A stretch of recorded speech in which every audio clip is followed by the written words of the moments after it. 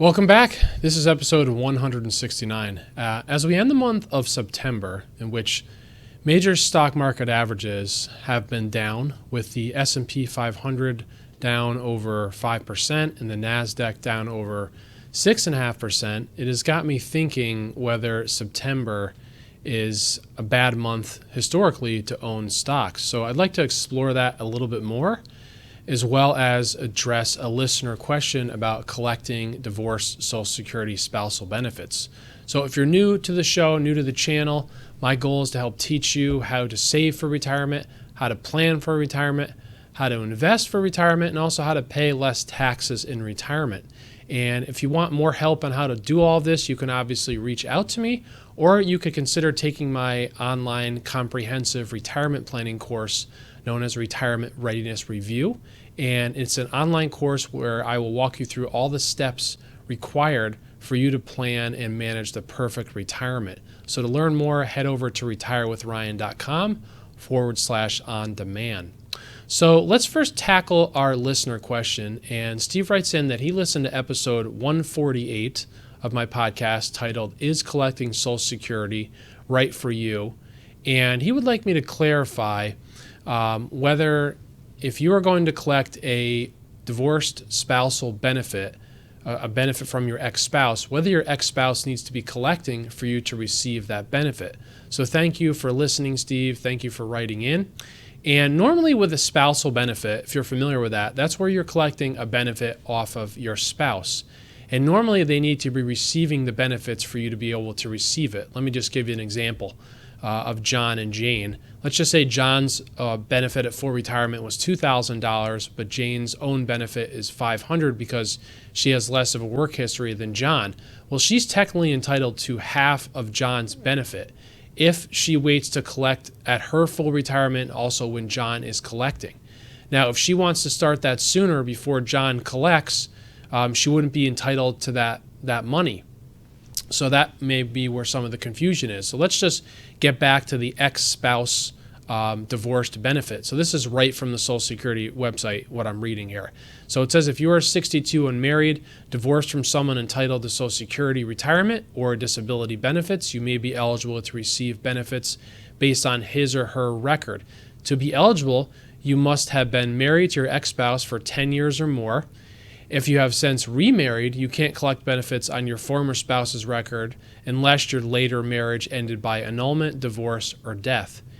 Also, if you're entitled to benefits on your own record, your benefit amount must be less than you receive based on your ex-spouse's work. In other words, we'll pay the higher of the two benefits, not both.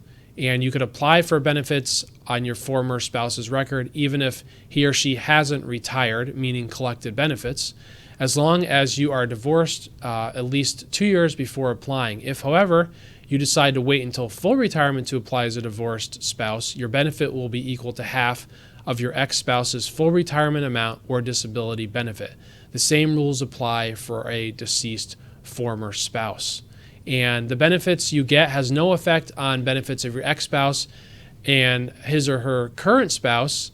So this is where you don't have to contact your ex-spouse, which I mentioned. And you can visit Retirement Planner if you are divorced to find out all the eligibility requirements to meet your ex-spousal divorced benefit. So again, Steve, thanks for the question. So Social Security clearly states your ex-spouse doesn't need to be receiving benefits for you to be eligible to collect.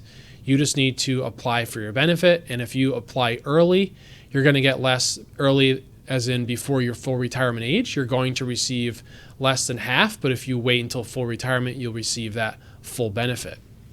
So back to this week's topic, what is the best month to own stocks? And like many of you seeking answers to questions, I go to Google and I type that exact question into Google to see what would come up, and a number of articles came up. And one that I particularly liked came from Motley Fool, and I'll put a link to that in the show notes. And for the purpose of simplifying what stocks or segment of the stock market we're referring to, I'm going to focus on the S&P 500, otherwise known as the Standard & Poor's 500. And if you're not familiar, it represents the largest stocks listed on the stock exchanges in the United States.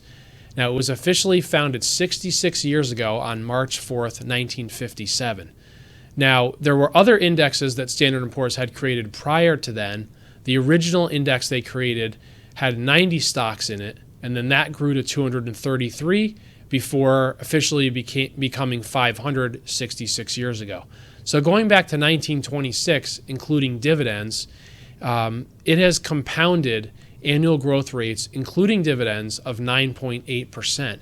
And it has an annual standard deviation of 20.81%. Now, if you remember standard deviation from high school math class, one standard deviation, that's that bell curve you used to see, captures 68% of all data points. You'd need to go to two standard deviations when that would cover 95% of all data points. So just one standard deviation doesn't capture all of the returns of the S&P 500, and there's been years where declines have been greater than 30%. So keep that in mind. Probably the worst decline ever, I think, was in in the 2000s. So the index has posted positive annual returns 70% of the time, and this information that I referenced comes from Wikipedia. So if you simply divide the average annual return of 9.8% by 12 for the number of months in the year that we have, you get an average monthly return of 0.81%. Now that sounds pretty good, right? We'd all sign up for that. However, if you've invested in the stock market for any period of time, you know that it doesn't just consistently go up 0.81% per month. It would be nice if it did, but there are up days, up months, down months, up years, and down years. So you really have to be prepared for that if you're going to be invested in the stock market. But if we take a closer look at monthly returns, 4 months that I found stand out as being particularly strong. So as of the end of May 2023, only 4 months produced an average annual return of greater than 1%. So that would be greater than just that roughly monthly average of taking the 9.8% divided by 12. And the best being July, averaged 1.7, April of 1.4%, December of 1.3, and January of 1.2. So the end of the year and first few days of the year are sometimes typically known as the Santa Claus rally period. And you've probably heard of this before. That's where investor sentiment is usually rosy. And this can explain sometimes why the stock market rallies and does well in December and January. And there's also 3 months that stand out as particularly poor. And since 1928, only 3 months produced an average annual loss for the S&P. And as you might have guessed, September being the worst at a negative 1.1%, February being next with just 0.01 negative, and then May being next with 0.01. So September does unfortunately stand out as being a really bad month. And there's a lot of ideas why. The most logical explanation for the weakness seen in February and May is probably profit taking following the historically strong performances in December, January, and sometimes April. And the S&P 500 has historically seen the lowest average and median returns in May through October compared to any other 6-month period, according to recent analysis by Bank of America. Hence, you might have heard the saying, sell in May and go away. And it's generally believed that investors come back from their summer vacation in September and they want to sell some holdings to lock in some gains for the year. Others speculate this is when families have to start freeing up money to pay for tuition or back to school items. Some other large expenses could be occurring like taxes. And September also marks the beginning of the period when mutual fund companies start to pay distributions. So mutual fund companies, if they're going to pay distributions, they have to free up money, and they do that by selling investments, sometimes stocks. And so think of this as a tool, seasonality that is. It's not a crystal ball, right? If any of us had a crystal ball, right, if there was one out there, people would be using it. And it's just showing historical tendencies, not what will happen.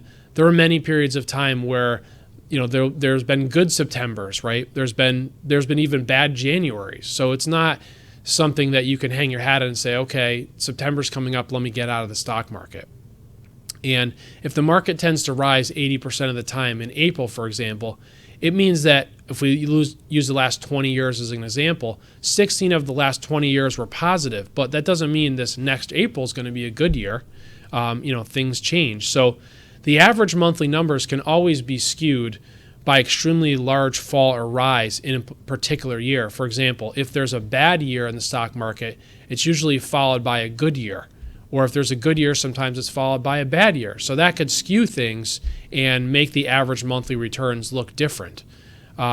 So there's really, we've pointed out some minor data, but there's really no strategy that you could use that's going to give you consistent returns to, beat the market. My advice is always have an asset allocation, meaning understand what the risk is that you're comfortable tolerating. How much do you want to have in stocks, bonds versus cash?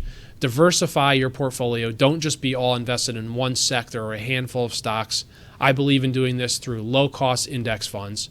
Rebalance your portfolio, meaning that once you have your asset allocation, look at it periodically so that you make sure your portfolio stays in line with the risk that you're comfortable. So meaning sometimes you might want to sell some stocks or sell some bonds and buy some stocks and get things back in line.